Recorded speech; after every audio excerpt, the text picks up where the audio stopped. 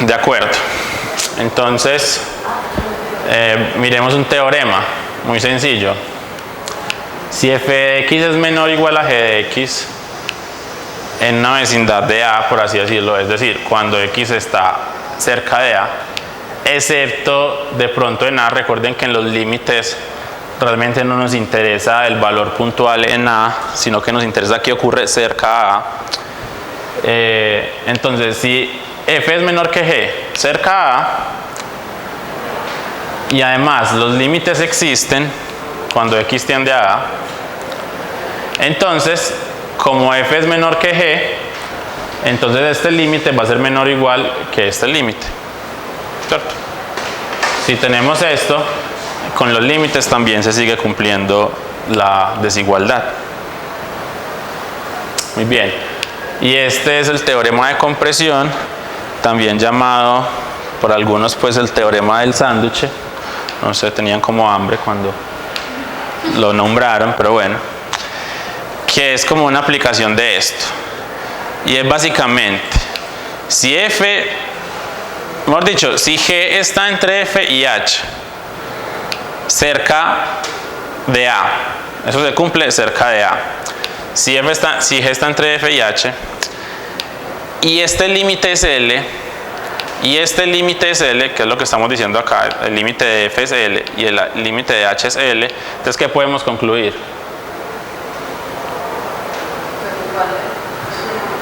Que el límite de la mitad tiene que ser L. Entonces básicamente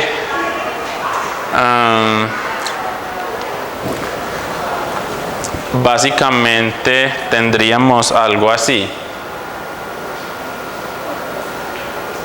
Bueno, básicamente tendríamos, si esto se cumple, debido a esta propiedad yo podría sacarle como límites a todos. Entonces yo podría decir límite de f de x es menor o igual al límite de g de x y es menor o igual al límite de h de x. Listo. Por esta propiedad se cumple esto. Si yo tengo esta desigualdad, yo puedo sacarles el límite. Listo. Muy bien. Pero la hipótesis es que este límite de f de x da ¿cuánto? Da L. O sea, este pedazo es L. Y este límite de h de x es L también. Entonces, ¿qué estoy diciendo? Que g, el límite de g es un número mayor o igual que L y menor o igual que L. Por lo tanto, el límite de g, que es el límite de la mitad, tiene que ser precisamente L. Eso es. Eso es básicamente el teorema de compresión o el teorema del sándwich. Básicamente tenemos una función ensanduchada entre dos funciones. Y si estas dos funciones, el límite es el mismo, entonces la función de la mitad, la función ensanduchada, tiene que ser la misma. ¿Listo? Muy bien. Veamos un ejemplo. Ahora veamos un ejemplo. Entonces veamos o probemos que este límite es 0. Listo. Esto es el límite de x cuadrado por seno de 1 sobre x. Listo. Cuando x tiende a 0. Entonces, ¿cómo es la función seno?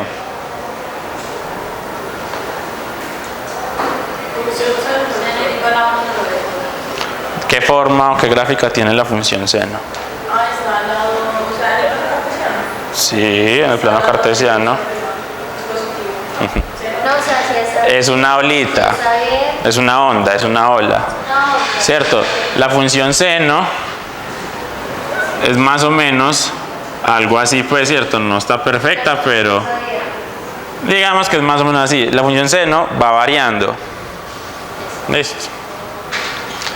La función seno va variando. Entonces, ¿qué ocurre con esta función seno de 1 sobre x? con esta función, bueno, no tengo ahí como la gráfica, pero esa función más o menos, esa función es esta función seno, pero aquí, a medida que nos acercamos a 0, 1 sobre x es ¿qué? Infinito, o se acerca a infinito. Entonces, más o menos la gráfica de esta función seno de 1 sobre x es algo así, pues más o menos. Cada vez se va variando mucho. Cada vez va variando mucho. Listo. Entonces, bueno, generalmente pues cuando uno tiene la función seno tiene ese problema que varía. Entonces, del gráfico, ¿a cuánto tiende esta función seno?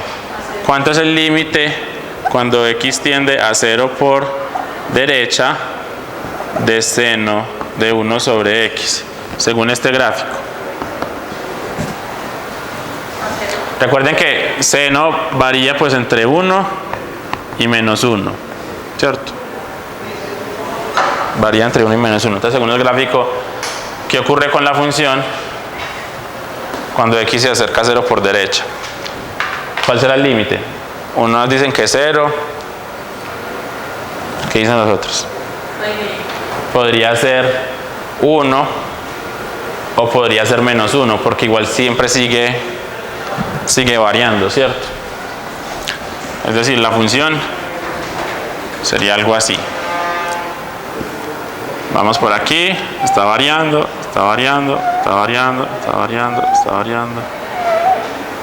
Y cada vez varía como más rápido. ¿Listo? Es algo así. Cada vez varía más rápido. Entonces, fijándonos acá cerquita, no sabemos, ¿cierto? Puede que sea 0, pero cuando está en 0 vuelve otra vez a bajar a menos 1, y luego vuelve a subir a 1. Entonces está oscilando mucho. Entonces, en este caso el límite no existe. El límite no existe. Entonces, esa es la dificultad con esto, con esa función. Esa es la dificultad. Pero el que me están pidiendo no es este, sino que el que me están pidiendo es esta función, x cuadrado por este seno. Entonces, ¿yo qué sé? Lo que yo sé es que seno de lo que sea, no importa,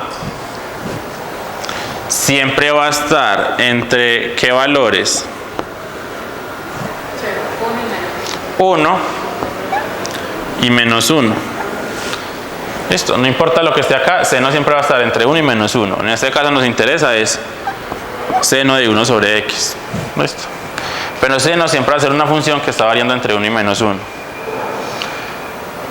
Entonces, x cuadrado es un número positivo. Yo puedo multiplicar todas estas desigualdades por un número positivo sin alterar las desigualdades. Entonces podría multiplicar menos 1 por x cuadrado, que es menos x cuadrado. Seno por x cuadrado es x cuadrado por seno. Y 1 por x cuadrado es x cuadrado. ¿Listo? ¿Por qué multipliqué por x cuadrado? Porque en el teorema del sándwich, que aquí está, me interesa esta función, que es la que yo quiero encontrar el límite, tenerla ensanduchada entre otras dos funciones. ¿Listo? Entonces aquí ya tengo mi función, que es esta igualita, ensanduchada entre dos. ¿Listo? Entonces, ahora, ¿qué esperaría? ¿Qué tendría que hacer?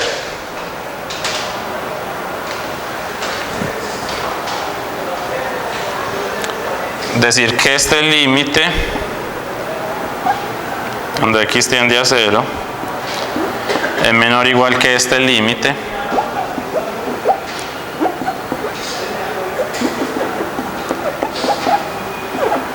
y es menor o igual que este límite.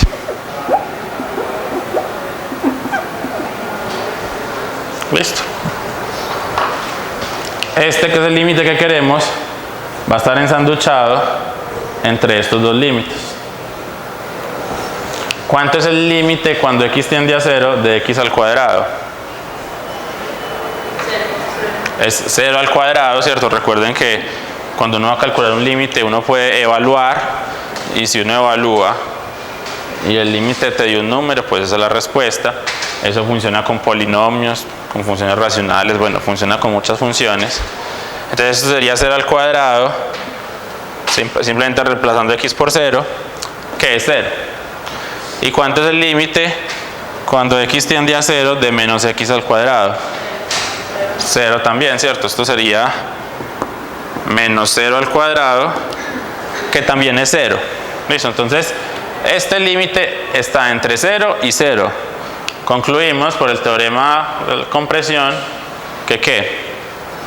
Que este límite es 0. Hasta luego. Por teorema de la compresión,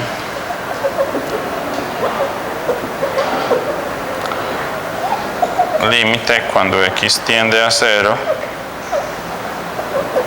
de seno de 1 sobre x es 0. ¿Listo?